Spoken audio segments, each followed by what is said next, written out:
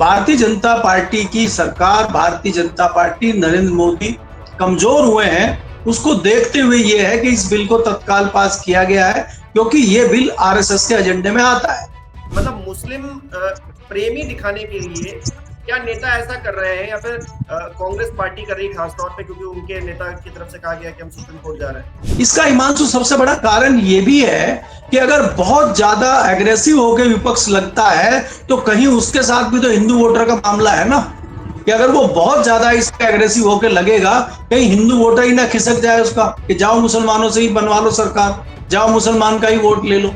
तो इसलिए विपक्ष भी फूक फूक का कदम रख रहा है। तो इस पूरे प्रकरण में अगर देखें केपी मलिक साहब, विपक्ष बैकफुट पर है, सत्ता पक्ष जो है फ्रंट फुट पर है। कांग्रेस में तो आजकल कुछ बचा ही नहीं ना, आपको पता है। भारतीय जनता पार्टी ने ऐसा चक्रव्यूह रचा जिसमें विपक्ष फंस गया, उनके ट्रैप में विपक्ष आ गया, भाजपा की चाल में विपक्ष फंस गया और भाजपा ने आसानी से उस बिल को पास करा लिया। नमस्कार दोस्तों, 4 PM में आपका स्वागत है। मैं हूं आपके साथ हिमांशु मिश्रा। जैसा कि हम सब जानते हैं कि वक्फ बिल दोनों सदनों से पास हो चुका है और दोनों सदनों से पास होने के बाद अब वो राष्ट्रपति की चौखट पर है। वहां पर भी वो मंजूर कर लिया जाएगा और उसके बाद इसे लागू किया जाएगा। लेकिन यहाँ पर सवाल विपक्षी दलों का है। विपक्षी दलों की तरफ से लगातार इसका विरोध किया जा रहा था, संसद के अंदर भी और बाहर भी किया जा रहा है। अब कांग्रेस के नेता हैं जयराम रमेश, जो कि उच्च सदन के सदस्य भी हैं, वो ये ट्वीट करके कहते हैं कि इस बिल को अब जाकर हम सुप्रीम कोर्ट में चुनौती देंगे। लेकिन क्या ये बिल सुप्रीम कोर्ट में टिक पाएगा? क्या इसको लेकर जो सियासत हो रही है उसमें भारतीय जनता बैकफुट पर आ पाएगी? क्योंकि अभी तो फ्रंट फुट पर नजर आ रही है। इस पर बात करने के लिए केपी मलिक साहब मेरे साथ मौजूद हैं। केपी मलिक साहब, बहुत बहुत स्वागत है आपका 4 PM में। सर, मैं ये जानना चाहता हूं कि सुप्रीम कोर्ट में मामला जाने की बात कही जा रही है, इससे किसका फायदा, किसका नुकसान, क्या दिख रहा है अभी की जो कंडीशन है उसमें? देखिए हिमांशु, अगर आप देखें जिस प्रकार से ये बिल लोकसभा में पास हुआ बड़ी आसानी से, उसके बाद हमें कल सुबह तक लग रहा था कि हो सकता है कि सरकार के पास, क्योंकि राज्यसभा में सरकार के पास पूर्ण बहुमत अभी नहीं है, तो हमें लग रहा था कि शायद थोड़ी बहुत दिक्कत सरकार को आ सकती है। आपके चैनल पे भी हमारी बात हुई थी, जब हम गुणा भाग कर रहे थे तो हमें लगता था कि 1-2 वोट ऊपर नीचे होंगे, लेकिन आपने देखा कि वोटों का अंतर भी वो 6, 7, 8 में चला गया। तो आप ये देखिए कि सरकार कहीं भी कोई ऐसे हड़बड़ाहट में या सरकार कहीं घबराहट में नजर आई नहीं अभी तक। और विपक्षी दल जो जिस प्रकार से एग्रेसिव होके आने चाहिए, वो विपक्षी दलों में एग्रेसिवपन मुझे दिखा नहीं है, क्योंकि विपक्षी दल मान के चल चुके हैं कि भारतीय जनता पार्टी तमाम साम दाम दंड भेद करके किसी भी बिल को पास कराना, किसी भी स्टेट में सरकार बनाना, वो उसका नजरिया है, वो उस तरीके से चीजें कर रही है और विपक्ष उसका मुकाबला नहीं कर पा रहा है। ये जयराम रमेश का ट्वीट आना, जयराम रमेश का कहना, ये सब बाद की बातें हैं। आप कोर्ट में जाते रहिए, कोर्ट तो आप जानते हैं तारीख पे तारीख चलती रहेंगी और आप जो है इसमें लगे रहिए। होना क्या है, बात यह है कि अभी जो जहां जहां चुनाव है वहां वहां इसका जरूर फर्क पड़ेगा। अब अगर मैं शुरू करूं बिहार से, बिहार में तत्काल चुनाव है, इसका सीधा सीधा फायदा कांग्रेस को भी बिहार में मिलेगा और सबसे ज्यादा फायदा इसका तेजस्वी यादव को मिलेगा। अब आपने देखा कि नीतीश कुमार के 2 लोगों ने इस्तीफा दे दिया है। भले ही नीतीश कुमार की पार्टी और वो लोग कहें कि वो छोटे नेता हैं, लेकिन एक परसेप्शन तो बनता है ना इस्तीफा देने से, एक माहौल तो बनता है। 3 लोगों जी में। हाँ, उसमें उसमें फिर ये भी होगा, चिराग पासवान के लोग भी देंगे। अभी तो शुरुआत है। चिराग पासवान के लोग इस्तीफा देंगे, फिर दल बदली होगी, तो जो जेडीयू में मुस्लिम समाज के लोग हैं वो कहाँ जाएंगे? वो भारतीय जनता पार्टी तो ज्वाइन करेंगे नहीं। तो जाहिर सी बात है कोई कांग्रेस ज्वाइन करेगा और कोई जो है तेजस्वी यादव की पार्टी ज्वाइन करेगा। तो कहीं ना कहीं इस बिल का जो फायदा है वो मुझे लग रहा है तेजस्वी यादव को हुआ है, और नुकसान जो है वो सीधे सीधे नीतीश कुमार को हुआ है। आज नीतीश कुमार इस स्थिति में खड़े हुए हैं कि उनके आगे कुआं है, पीछे खाई है, वो चाह के भी कुछ नहीं कर सकते। कुछ करने की कोशिश करेंगे तो उनकी पार्टी तो टूट के कगार पे खड़ी है, तो इसलिए वो चुप है। उनको भी मालूम है कि उनका जो है उनकी राजनीतिक हत्या होगी। इस बिल को सिर्फ बिहार तक ही सीमित नहीं किया जा सकता, क्योंकि राष्ट्रव्यापी इसका असर पड़ना है। ऐसे में इलेक्शंस तो आएंगे जाएंगे, जीत हार होती रहेगी, लेकिन मुस्लिम समाज के अंदर किस तरह से इसका रिएक्शन जो आ रहा है, हालांकि सियासी तौर पर इसका विरोध हो रहा है, लेकिन कुछ लोग इस चीज की तारीफ भी कर रहे हैं कि देखिए वक्फ को लेकर जो अभी तक चीजें एक एक एक धरातल पर नहीं थी, एक समान स्तर पर नहीं थी, वो अब कानूनी प्रक्रिया के तहत सही आएंगी। तो कुछ लोग इस पर खुशी भी जाहिर कर रहे हैं। सियासत इस पर ज्यादा हावी दिख रही है, लेकिन उसका बहुत ज्यादा असर हो ऐसा क्या आपको नजर आता है? देखिए, इसमें क्या होता है कि सियासत तो तमाम मुद्दों पे होती है, सियासी दल है, सियासत तो करेंगे हिमांशु, वो चाहे भारतीय जनता पार्टी हो, चाहे कांग्रेस हो, और चाहे कोई भी स्थानीय दल हो, सियासत तो करेंगे ही। वो सियासत करेंगे तभी तो उनको सियासी तौर पर फायदा होगा। उसी की मैं आपको बात कर रहा हूं। बिहार के बाद अगर आप आंध्र प्रदेश की बात करेंगे या उत्तर प्रदेश की आप बात करेंगे, अब उत्तर प्रदेश में 2027 में चुनाव है, तो क्या इसका फायदा अखिलेश यादव लेने की कोशिश नहीं करेंगे? क्या भारतीय जनता पार्टी इसको शगुफा बनाने की कोशिश नहीं करेगी? बात तो ये है कि वक्फ बिल जो है ये आम मुस्लिम को समझ में आ नहीं रहा है क्या है। दूसरा, जिन लोगों को समझ में आ रहा है उनका कहना यह है कि जो प्रक्रिया है अब वो कानूनी पचड़ों में फंस जाएगी, उस पर डीएम, तहसीलदार, पटवारी ये लोग डिसीजन लेंगे। अगर कहीं कोई दिक्कत होगी तो आप वहां पे हाई कोर्ट में चले जाइए, तो मामला कानूनी पेचीदा हो जाएगा और कानूनी रूप से मामले लटकेंगे सारे। इस तरह की जो थोड़े बहुत जानकार हैं वो बात कर रहे हैं। जो आम मुस्लिम है या आम हिंदू भी आम हिंदू है, उसके पल्ले नहीं पड़ रहा है कि क्या ये संशोधन बिल है, क्या वक्त में होता है, ये किसी को नहीं पता है। दूसरी बात यह है कि जो आम आदमी है उसका कहना यह है कि सरकार को इतनी चिंता क्यों हो रही है मुस्लिम समाज की, और अगर इतनी चिंता थी और कांग्रेस ने इतना बड़ा नुकसान 2013 में संशोधन किया था, इतनी चिंता भारतीय जनता पार्टी की सरकार को थी, तो 10 साल वो किस चीज का इंतजार कर रहे थे? 10 साल से उन्होंने क्यों नहीं किया? इस तरह के भी सियासी सवाल उठ रहे हैं। तीसरी चीज इसमें यह है कि हिमांशु में एक और बस पॉइंट जोड़ देता हूं। इसमें तीसरी चीज यह है कि उनका कहना यह है कि मुस्लिमों की इतनी चिंता क्यों है? आप यही चीज बौद्धों के साथ क्यों नहीं करते? यही चीज ईसाइयों के साथ क्यों नहीं करते? यही चीज हिंदुओं के साथ क्यों नहीं करते? क्या जो हिंदुओं के मठ हैं, मंदिर हैं, बड़े बड़े आश्रम हैं, क्या वहां आवश्यकता नहीं है क्या इस तरह के कानून की? तो वहां भी कुछ हो जाए। तो इसमें इसलिए यह दिखता है कि सियासी तौर पे इसमें जो है बिल में सुधार कम, सियासत ज्यादा हो रही है, ये कुछ लोगों का मानना है।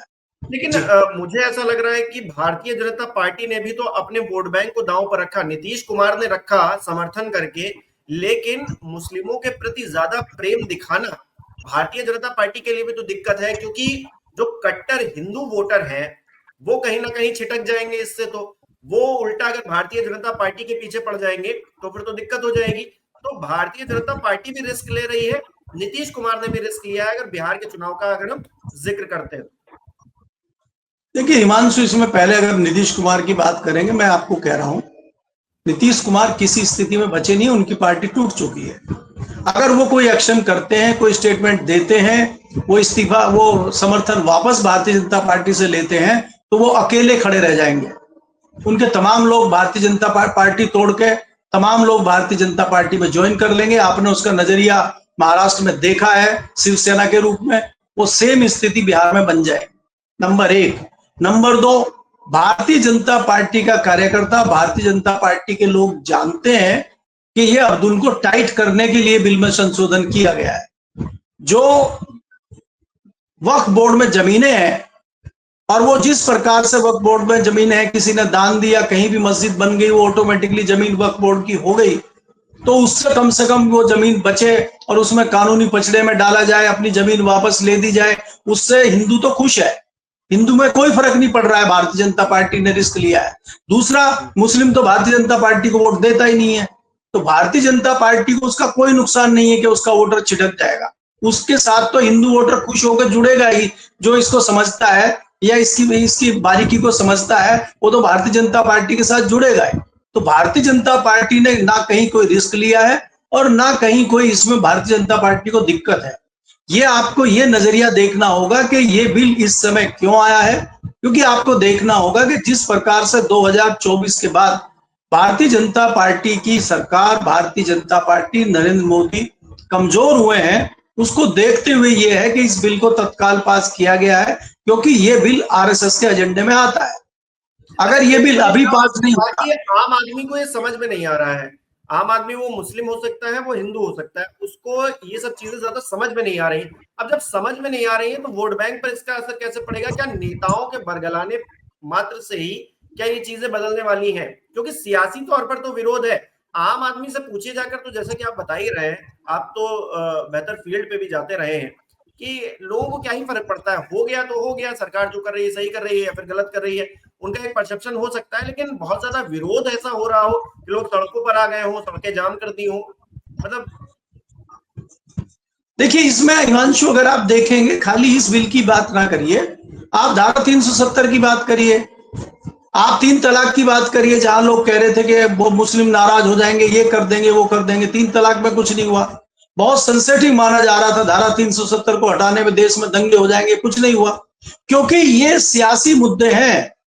ये सियासी मुद्दे बनाए गए लोगों को डराने के लिए, धमकाने के लिए, फायदा उठाने के लिए। वो जैसे खेत में किसान खेत में डरावा खड़ा कर देता है ना, पक्षियों को डराने के लिए कि भाई उसकी फसल को चौपट ना करे, इस तरह से कई सारी चीजें पुरानी जो सत्ताधारी दल थे उन्होंने डरावे के रूप में रखा था इनको, और वो डरावा भारतीय जनता पार्टी ने हटा दिया है, और हटा के अपने मतदाताओं को, अपने लोगों को खुश कर दिया है। उससे हुआ कुछ नहीं है, ना किसी का नुकसान हुआ, ना कोई फायदा हुआ। अब आम आदमी को क्या फर्क पड़ रहा था जब 370 था, और आम आदमी को क्या फर्क अब पड़ रहा है कि अब 370 हट गई है? आप मुझे आंकड़ा बताइए, यहाँ कितने लोगों ने जाके कश्मीर में जमीन खरीद ली है, कितनी इंडस्ट्री कश्मीर में आ गई है, बताइए।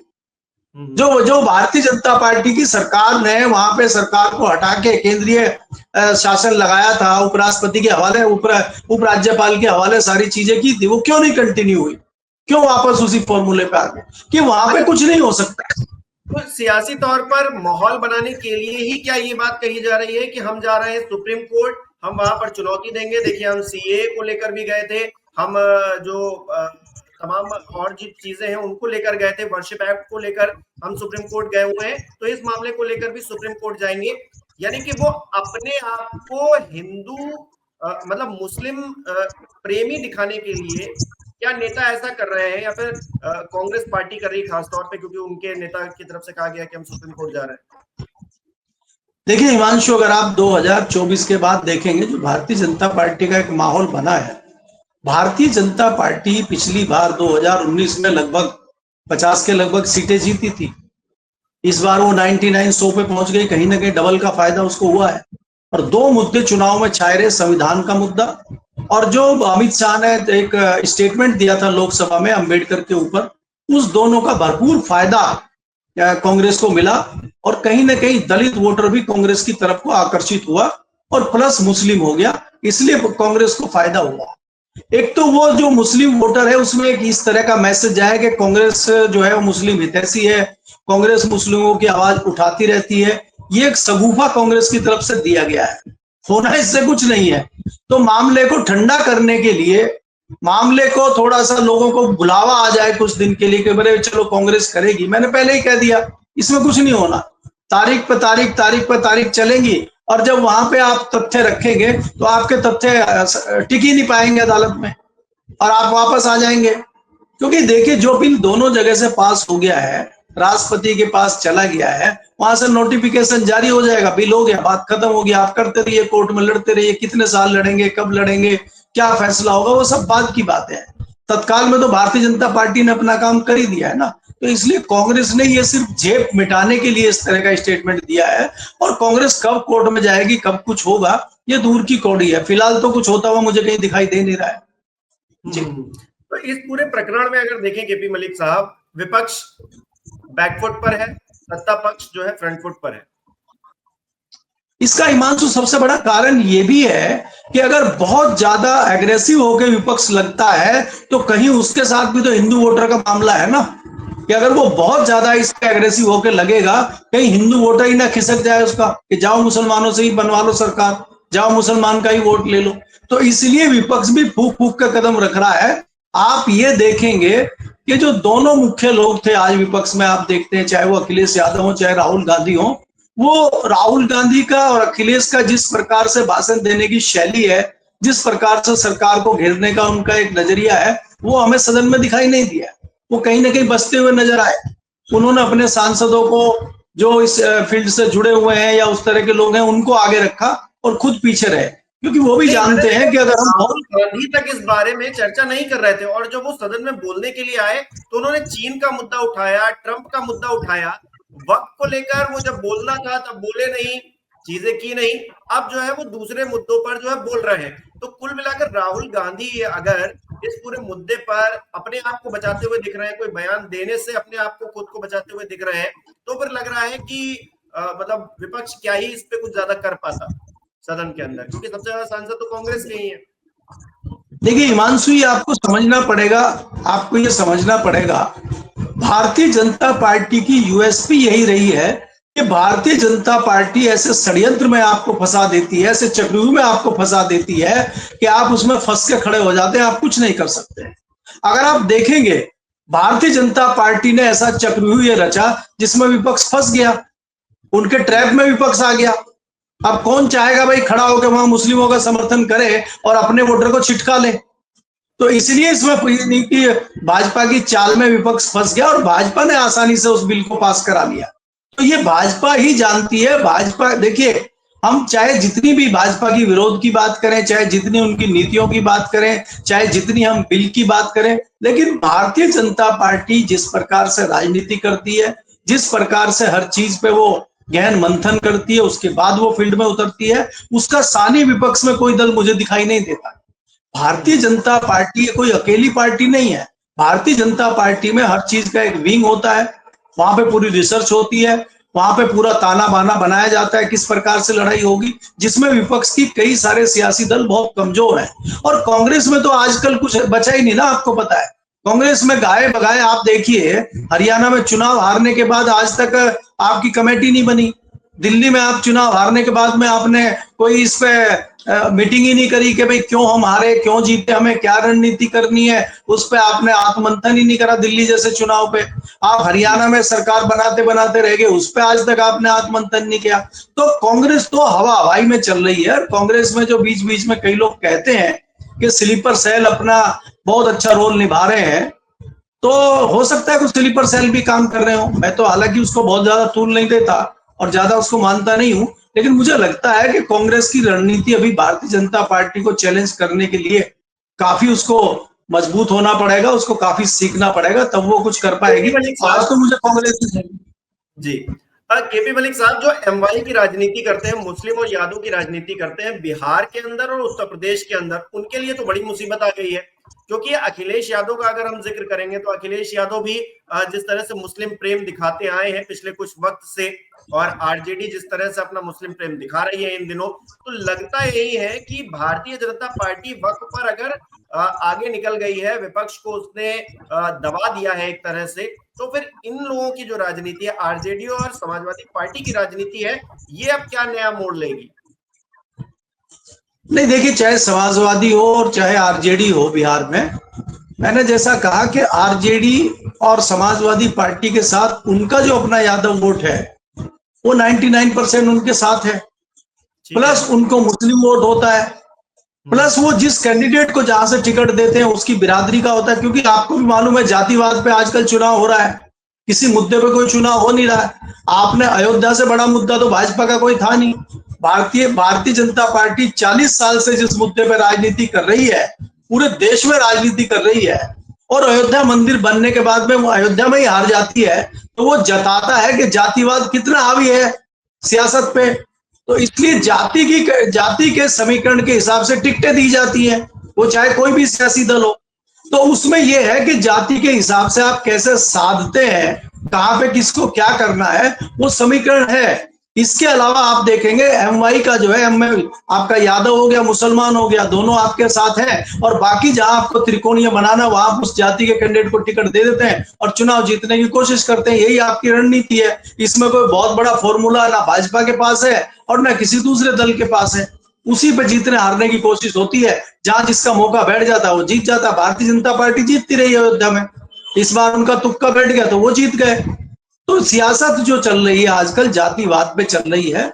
और अगर आप उत्तर प्रदेश की बात करते हैं, जिस प्रकार वहां पे फिलहाल जातिवाद हावी है, आप देख रहे हैं कि पिछले दिनों आप राजपूतों के आंदोलन हो रहे हैं, ठाकुरों के आंदोलन हो रहे हैं, सैनियों के अलग आंदोलन हो रहे हैं, त्यागियों के आंदोलन आपने लोकसभा चुनाव में नोएडा में देखे, जाट अलग से जाट आरक्षण मांग रहे हैं। आपको पता है पिछले रविवार को सिसोली में एक बहुत बड़ी पंचायत हुई है और उसमें कहा है कि हमें जाट आरक्षण लेना है। तो ये क्या जताता है?